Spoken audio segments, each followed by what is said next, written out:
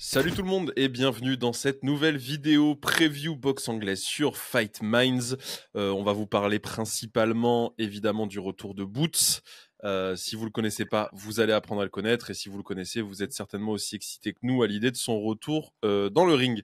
Je suis accompagné comme d'hab de mon compère de toujours, l'analyste en chef Kabir, qui est toujours en direct de la Thaïlande. Salut Kabir, comment ça va? Salut à toi Dylan, salut à tous. Ouais, en direct de la Thaïlande. Désolé pour le setup un peu amateur, mais j'espère qu'en tout cas on m'entend bien. Là, je suis à Phuket, je suis arrivé hier et bonne session d'entraînement aujourd'hui. Là, j'en ai encore pour 2-3 jours de guerre et puis je retourne à Bangkok. La classe. Le petit tour de Thaïlande de la bagarre. Ah là, en mode Street Fighter. C'est ça, exactement. Avant de rentrer dans le vif du sujet, je suis obligé de dire aussi que ce week-end, il y a Alim Khanouli contre Mikhailovic, donc le Kazakh champion WBO et IBF chez les poids moyens, donc la catégorie qui pour nous avec Kabir est une des catégories les plus faibles en boxe. Je vous invite à aller voir notre tier list évidemment. Oui, il y a les titres du Kazakh qui sont remis en jeu contre donc le Néo-Zélandais. Titre IBF, titre WBO, deux invaincus, Alim Khanouli en 15-0, Mikhailovic en 21-0. Joli combat, Ouais. joli combat. La carte est un peu faible en dessous, donc on va pas vous la détailler. Mikhailovic, 21 victoires, 13 KO. Alim Khanouli, 15 victoires, 10 KO. Il est managé par Klimas, Egis Klimas, donc le manager de Alexander Usyk, notamment. Donc voilà, c'est un Kazakh, il boxe comme un Kazakh. C'est un excellentissime boxeur. C'est un des vrais fleurons de la catégorie pour le coup. Bon, il est quand même très favori contre Mikhailovic. Voilà, donc c'est juste, j'en parle parce qu'il y a quand même un combat à deux ceintures ce week-end aussi. Donc il faut bien forcément en parler, mais on va pas Oui. développer parce que c'est pas le combat le plus intéressant du monde. Ouais, ni la Euh, catégorie, malheureusement, comme on le disait, c'est pas dans la non. catégorie la plus sympa, quoi. Malheureusement. Non, donc il y a pas, voilà, on va pas passer 3 heures dessus. Voilà. Donc ça c'est fait. Donc on va passer directement dans le vif du sujet. Donc Ennis contre Avanessian. Alors Boots Ennis qui revient pour défendre sa ceinture IBF des welterweight. Ennis qui a un peu été, qui est toujours d'ailleurs chez les welter l'épouvantail, Ouais. qui est le combattant qui est évité. D'ailleurs, il y a eu un moment très drôle, un combat qui a fait couler beaucoup d'encre dernièrement, Devin Haney contre Ryan Garcia. Dans les coulisses, il y a un moment qui a été filmé où Eddie Hearn, manager de Devin Haney à ce moment-là, est en train de parler, en train de faire une interview. Et il y a le père de Ryan Garcia qui passe et il s'embrouille avec Eddie Hearn en disant que, bref, je vous passe parce que c'est pas très poli comme échange, mais Eddie Hearn, au bout de 3 minutes d'échange virulent, sort la carte et il dit bon bah puisque ton fils est si fort que ça, je vais lui faire affronter Boots Ennis. Et le père de Ryan Garcia se calme dans la seconde. Je vous invite à aller voir cette vidéo. Il a sorti Il la se carte calme piège. et il vient le voir et il lui dit ouais non ouais, il lui serre la main, il se casse. Genre ah désolé non c'est mal compris. Donc vraiment il y a un truc avec Boots, il est effrayant. Boots j'ai oublié son âge. Merde. Ah, 27. j'allais dire 27 ou 28, mais je Hmm. suis pas sûr de moi. Mais je crois que c'est par là.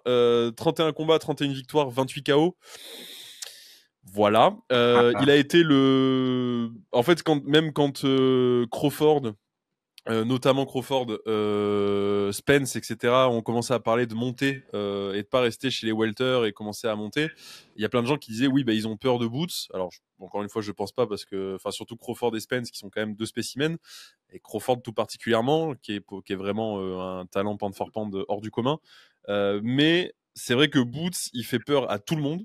Il a un style de combat qui est plaisant pour le Ouais, coup, parce c'est beau à voir qu'on a ça. eu le débat sur Shakur, sur Floyd. Enfin, on a parlé la semaine dernière. Si vous avez vu notre récap du combat de Shakur, on n'a pas été tendre. Enfin, surtout moi d'ailleurs avec les poids légers.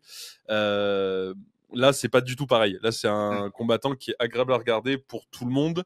Et il affronte donc David Avanessian, l'Arménien, lui qui a 35 ans, qui est en 30 victoires, 4 défaites, un match nul en 35 combats, 18 KO, 18 victoires par KO et 2 défaites par KO. Ouais. Ça a son importance quand tu tombes sur un mec comme Ennis. Donc, une défaite Qu'est-ce contre que... Crawford, hein, une défaite Défaite magistrale. contre Terence Crawford Ouais. par KO au 6e. Donc, Ouais, très très gros voilà. KO contre Crawford sur une séquence magnifique. Et en fait, j'ai l'impression que c'est un peu aussi ça quand tu regardes le marketing qui a été fait autour de ce combat. C'était en gros, je pense qu'on va pas trop se mouiller en se disant qu'Ennis, il est largement favori face à Vanessian. Mais c'est un combat, on va dire, pour mesurer un peu la position de Denis dans cette catégorie et globalement dans le paysage de la boxe. Parce que comme tu disais, hein, c'est un combattant qui a de l'âge, 35 ans. Il a déjà pris 2 KO, dont contre Crawford. Donc en fait, là, l'objectif pour Ennis, ça va être de marquer le coup. Tu disais que c'était un showman. Effectivement, c'est un style... on en a pour notre argent quand on vient voir son combat. Et donc c'est vraiment un combattant exceptionnel. Il est très showman. Et il a un style qu'on a... Enfin, c'est des boxeurs, pour ceux qui suivent un peu et qui connaissent pas vraiment le style, on appelle ça des switch hitters. Ce sont des combattants qui boxent à la fois en gaucher et aussi en droitier. Pour faire une métaphore assez pompeuse, mais pour que tout le monde puisse me comprendre, on voit Dembélé, il sait pas trop s'il est gaucher, s'il est droitier, bah, c'est un peu pareil. Et Nice, quand on l'interviewe, on lui dit mais t'es gaucher ou t'es droitier? Il dit bah, moi je suis à l'aise dans les deux. Et en fait, ouais, comme Fury, comme Crawford, exactement, comme Crawford aussi, Hagler. et justement Hagler, dont on fait parfois des comparaisons avec lui. Mais Crawford, je pense que c'est intéressant parce que même si lui aussi est capable de boxer dans les deux gardes, il y a le débat se dit en tout cas sur la capacité à switcher. Ennis, il est vraiment impressionnant. Et ce qui est intéressant, c'est que c'est autant sur l'attaque que sur la défense. C'est-à-dire qu'en pleine combinaison, il va être capable de pivoter, de changer de garde. Et par exemple, s'il y a un adversaire qui essaye de s'évader d'un côté, il va pivoter pour passer dans l'autre garde. Par exemple, il est en droitier. Son adversaire va sortir. Son adversaire va essayer de sortir dans l'angle. Eh ben, lui, il va passer gaucher pour le bloquer et contrer derrière. Donc ça, c'est impressionnant. Et même sur la défense, sachant que c'est un boxeur de Philadelphie, donc qui dit Philadelphie dit Philly Shell, il a une défense assez particulière. Il met son épaule avant pour protéger son menton, sa main arrière pour essayer de contrer et d'attraper les bras arrière de son adversaire. Et donc en fait, même sur la défense, il est capable de faire une Philly Shell en gaucher et en droitier. Sachant que naturellement, en fonction de l'adversaire qu'on a en face, une Philly Shell en gaucher, c'est pas pareil qu'une Philly Shell en droitier. Les angles sont différents, les perspectives d'attaque et de défense sont différentes. Et en fait, lui, ce qui est impressionnant, c'est qu'il est capable de s'en sortir dans toutes les situations, tous les angles, avec vraiment une posture assez large, une bonne défense, ultra réactif, ultra athlétique. C'est-à-dire que lui, il bloque pas beaucoup, en fait, il sort de la distance. Pour prendre rapidement un petit point en termes de différence de taille, d'allonge, il y a à peu près 15 cm d'allonge d'écart entre les deux. Vanessian, il a une envergure d'1m74 et Nice, il a une envergure d'1m88. Donc en fait, ça va typiquement être le genre de combat où tu auras un Ennis qui va mettre son bras devant pour essayer de masquer un peu l'adversaire, enfin masquer un peu la vue d'Avanessian, essayer de remiser fort. Donc voilà, ça c'était pour juste reposer le contexte sur les deux styles. Parce qu'Avanessian, face à lui, c'est un combattant qui est plutôt dur au mal, qui est ultra bon à l'intérieur, qui a beaucoup de puissance, mais comme tu le dis, il y a l'âge, il y a quelques KO qu'il a pris, une grosse rouille de combat parce que faut savoir qu'Avanessian, après son KO contre Crawford, il a fait qu'un seul combat. La personne qu'il a affronté, c'était un boxeur qui était en 11,55. Donc c'était un combat de la remise en forme, on va dire ça comme ça. Et même avec un adversaire de ce calibre-là, j'ai regardé le combat en rapide. C'était un combat en 6 rounds en plus. Ouais, il a fait 6 rounds et il a duré 4 rounds et ça s'est arrêté avec un arrêt. Enfin, c'était pas carré. C'était pas, en gros, c'était un combat de reprise et c'était pas un combat facile. Enfin, c'était pas si simple que ça, on va dire. Donc là, après, en fait, ils sont sur le même rythme.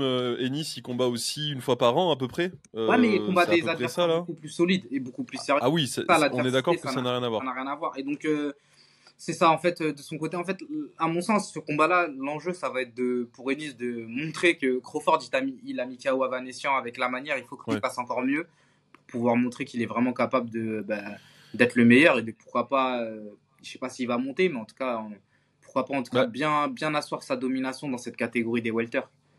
De toute façon, il y a un truc à raconter puisqu'il était donc champion IBF intérimaire depuis 2 combats. Hein. Là, c'est son 3e combat en tant que champion IBF, sauf que là, il a été promu champion IBF total puisque Terence Crawford donc a rendu vacant ses titres. Terence Crawford, qui était le champion undisputed de la catégorie, a rendu vacant ses titres pour monter. Et d'ailleurs, Crawford revient très bientôt le 3 août pour la première carte Riyadh Season hors Arabie Saoudite. Ouais, trop bien.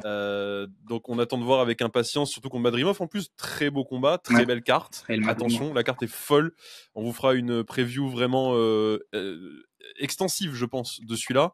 Je pense que ça va être de la preview d'1 heure parce que ouais. la carte est débile. La Et de carte est tout, hein. débile. Chez les poids lourds, il y a John Ouais. Jones qui revient, il y a des plus Non, mais légers, c'est fou, c'est fou. C'est fou. Bah, il y a Bacolé. il y a Bacolé, mon chouchou. Ouais, non, mais il y a trop de trucs à raconter sur cette carte. La preuve, on en parle déjà d'ailleurs. Mais ce sera du même type que la carte Ring of Fire ou que la carte 5 Ouais, versus 5. C'est une carte dont on va beaucoup parler. On espère, comme vous nous avez fait des retours après Ring of Fire et après le 5 versus 5, qu'on saura vous hyper pour vous donner envie. Le combat de Boots est sur DAZN. Donc évidemment, ceux qui sont pas abonnés, lien dans la description, vous connaissez la chanson maintenant. Ceux qui sont abonnés, bah du coup c'est gratuit, c'est pas en pay-per-view, donc faites-vous un kiff, regardez absolument ce combat. Surtout que je veux pas être médisant parce que je sais qu'il y a beaucoup de fans de MMA qui nous regardent.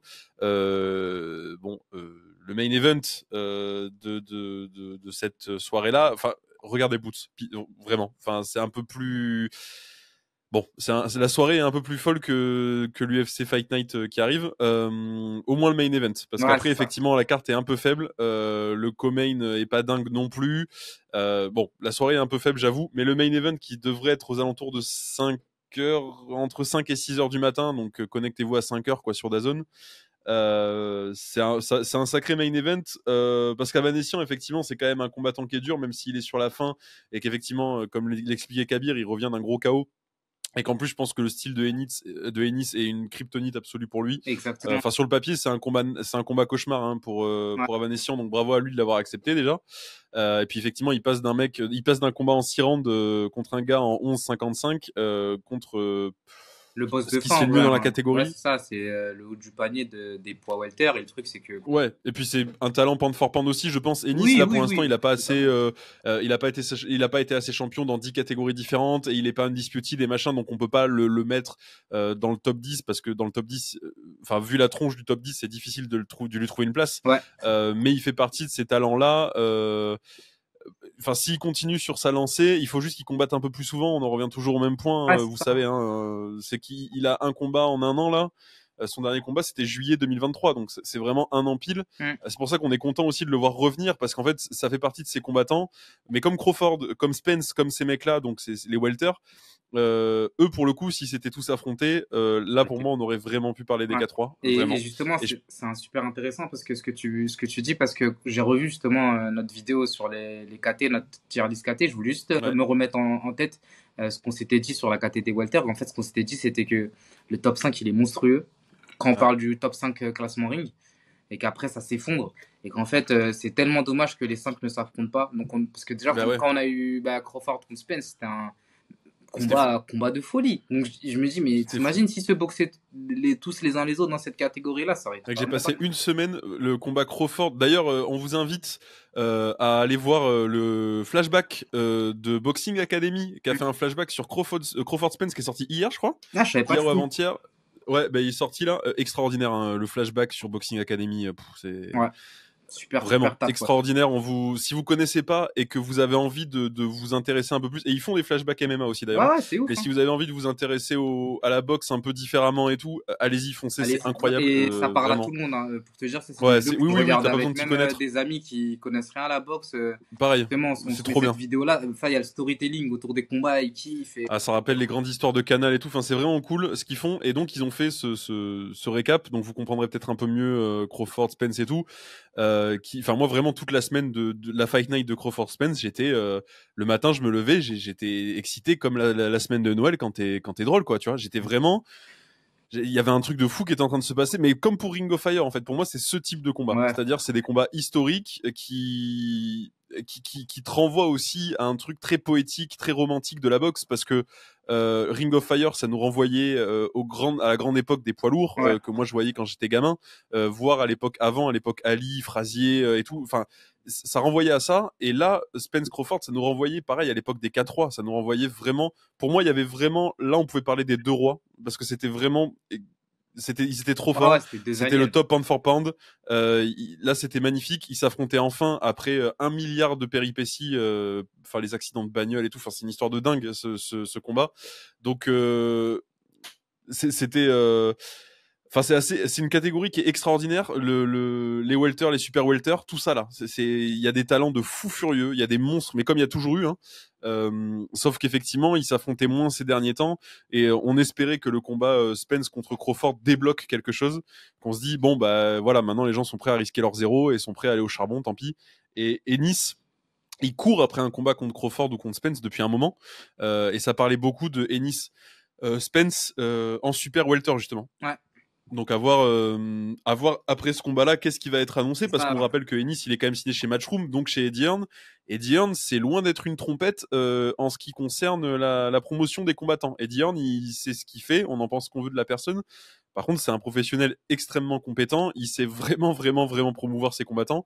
Un mec comme Ennis, je pense qu'il va l'emmener loin. Ouais, Il je va pense l'emmener aussi. vraiment loin. Je pense aussi, justement, je pense que ce qu'on peut se dire, parce que, enfin, en termes de pronos, je vois clairement un KO Ah oui, oui, avant oui. 5e. KO6, ouais, Ouais, KO6, ouais, moi je première dirais, moitié. moi, je dirais ouais, KO au 5e round et avec la manière sur un contre Mm. de fou. Mais c'était vraiment ce qu'on pouvait se dire, parce que là, c'est un combat où en fait, il doit montrer, en fait. C'est un combat pour montrer qu'il est capable de faire encore mieux que ce que Crawford a fait, sachant que Crawford a mis la barre haute avec sa performance face à Vanessian. Et pour que on puisse avoir de meilleures perspectives pour lui pour la suite. Et comme tu le dis, il est très bien managé, donc il n'y a aucun doute pour lui pour la suite. Tout ce qu'on lui souhaite, c'est de faire une belle performance ce week-end.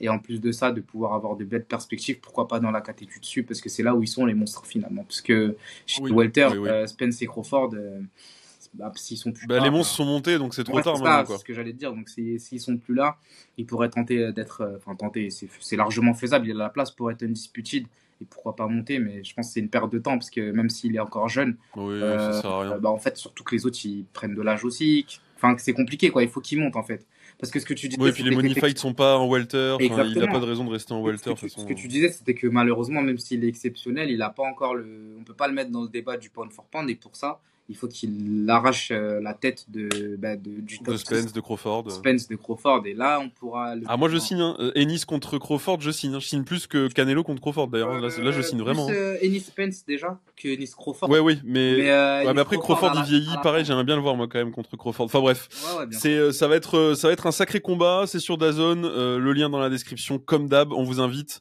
Nous on va enregistrer une deuxième preview un peu en avance, la preview pour la semaine prochaine avec un invité très spécial et une preview sur une soirée de boxe extraordinaire. Vous verrez la semaine prochaine, mais ça va être dingue. Profitez bien du week-end, regardez, enfin kiffez bien ce combat de Ennis, le retour de Ennis. Si vous le connaissez pas, vraiment branchez-vous, découvrez-le. Je vous encourage, découvrez ce gars parce que c'est une des tronches qui va dominer la boxe pendant les années à venir dans les catégories du milieu là. Branchez-vous, vraiment. Voilà. Et ben écoute, je crois qu'on a tout dit pour au moins pour celle-là. Et puis on se retrouve évidemment dimanche ou lundi pour le récap du combat de Boots, comme d'hab. Et puis en attendant, je vous dis à bientôt. Ciao, bye bye.